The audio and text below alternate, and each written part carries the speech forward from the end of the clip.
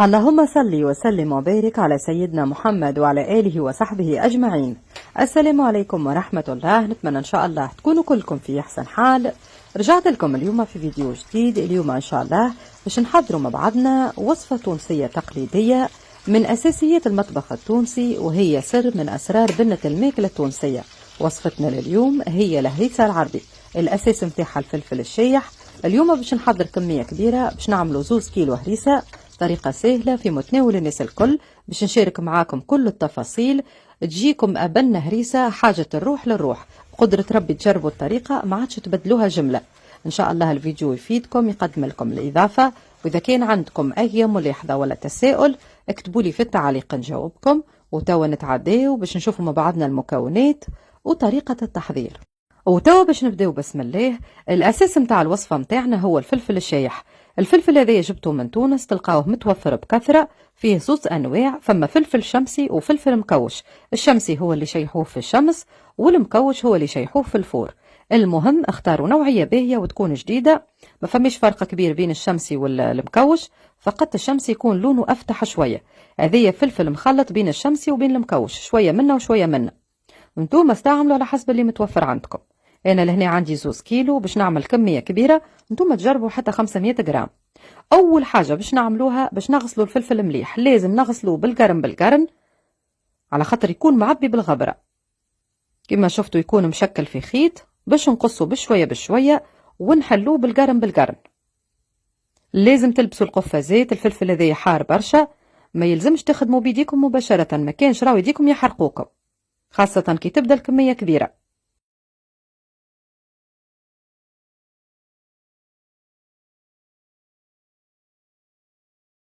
من بعد ما حلينا الفلفل من الخيط، توا باش نغسلوه بالقرن. لازم توسعوا بالكم، نغسلوه مليح كما قلت لكم يكون معبي بالغبره. هذه النتيجه اللي نتحصلوا عليها من بعد ما نغسلوه بالقدا. توا باش نغسلوا الكل في القصعه. باش نقلب الماء الاول وباش نزيد نعبي عليه ماء اخر، نزيد نفركه مليح. ومن بعد باش نحطوه يستقطر في معون. وباش نكمل نغسل الكميه متاع الفلفل الكل بنفس الطريقه. هذه اول مرحله.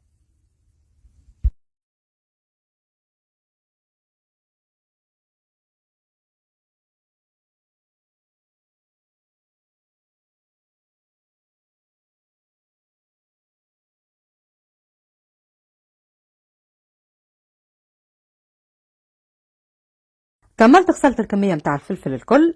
من بعد ما تغسلوه حطوه يستقطر مليح في غربال والا كسكاس. وتوا باش نتعداو للمرحلة الثانية. توا باش ناخذوا الفلفل متاعنا باش نحيو له الراس والزريعة.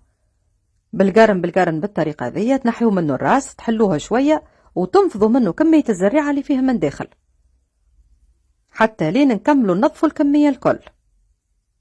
لازم تنحيو منه الزريعة اللي فيه من داخل وك الراس الفوقاني.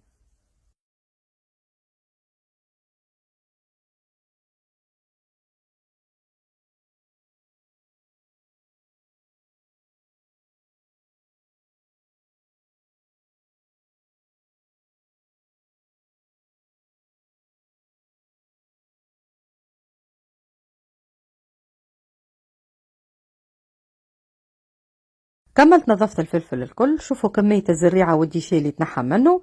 توا باش نتعداو للمرحلة الثالثة. أخذيت لهنا القلاية باش نصب فيها كمية باهية متاع زيت، نحطوه يسخن على النار. الزيت هذايا باش نقليو فيه الفلفل، وهذايا هو سر بنة الهريسة هذايا. الهريسة العربي فيها برشا أنواع، هذيا من أبن أنواع الهريسة اللي ممكن تحضروها. السر في قليان الفلفل، لكن الطريقة اللي تقليو بها لازم تردوا بالكم. ما يلزمش الفلفل يتحرق، ما كانش راهي الهريسة ما تجيكمش بنينة. عملية القلي تقريبا تدوم دقيقة على نار متوسطة، وانتم تحركوا فيه بالطريقة هذه. دوب اللي تفوح منه ريحة بنينة تستقطروه وتنحيوه على جنب. ما يلزمش يتحرق، لونه لازم يقعد أحمر. وتحركوه بالطريقة هذه باش يتقلي من الجهات الكل. ردوا بالكم تحرقوه أقل من دقيقة وتستقطروه من الزيت، والنار لازم تكون متوسطة. هذه هي توا القلية الأولى حضرت باش نستقطرها، وباش نكمل نقليه الكل بنفس الطريقة.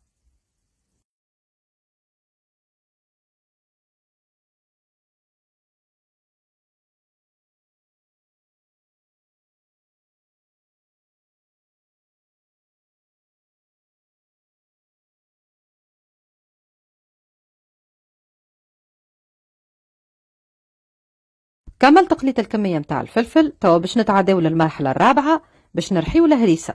2 كيلو فلفل شايح باش نستعمل عليهم رطل ثوم. 500 جرام ثوم مقشر باش نرحيوهم على الفلفل. الكيلو فلفل شايح تستعملوا عليه 250 جرام ثوم. باش نستعمل الرحام تاع اللحم، عندي رحا هذيا الكتريك، نجموا تستعملوا الرحام تاع اللحم اليدوية. احسن نوعية متاع رحا ترحيو بها الهريسة العربي هي الرحام تاع اللحم. توا كل مرة نحطوا قرينات متاع فلفل نرميو معاهم سنينات ثوم حتى لين نكملوا نرحيو الكمية الكل. ماذا بيكم تركبوا أجود كسكاس في الرحام تاع اللحم باش الهريسة تترحالكم مليح. توا واضحة العملية، مش باش نطول عليكم، نكمل نرحي الفلفل والثوم الكل ونرجعوا باش نشوفوا النتيجة اللي تحصلنا عليها.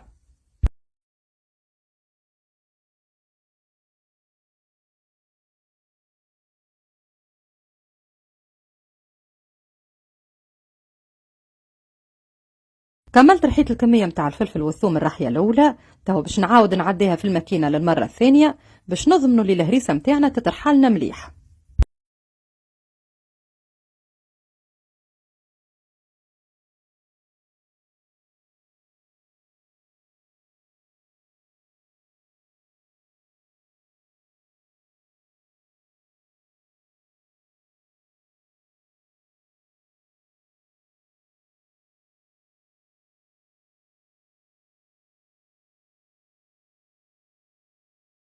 هذه هي النتيجة اللي تحصلنا عليها. كملت رحيت الهريسة مليح. توا باش نتعداو للمرحلة الخامسة باش نفوحوها.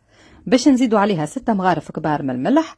على كيلو فلفل شايح تستعملوا 3 مغارف كبار من الملح. الملح هو اللي باش يخليها تصبر مدة طويلة.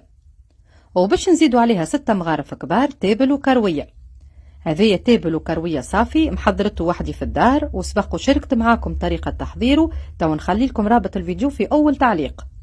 كيلو تابل كعب مغسول منقي شايح، تزيدوا عليه 250 جرام كروية. نفس الشيء زاد حتى الكروية تغسلوها وتشيحوها وتنقيوها وترحيوهم مع بعضهم تتحصلوا عليهم بالشكل هذا. حطينا 6 مغارف كبار ملح و6 مغارف كبار من التابل والكروية. وباش نزيد نصب عليهم الزيت زيتونة. الزيت زيتونة تقريبا استعملت 200 مليلتر باش نعجنوا بيه الهريسة متاعنا. توا باش نعجنوها عبارة نعجنوا في عجينة عادية، ندخلوا فيها هاك التابل وك الملح نعجنوها مليح.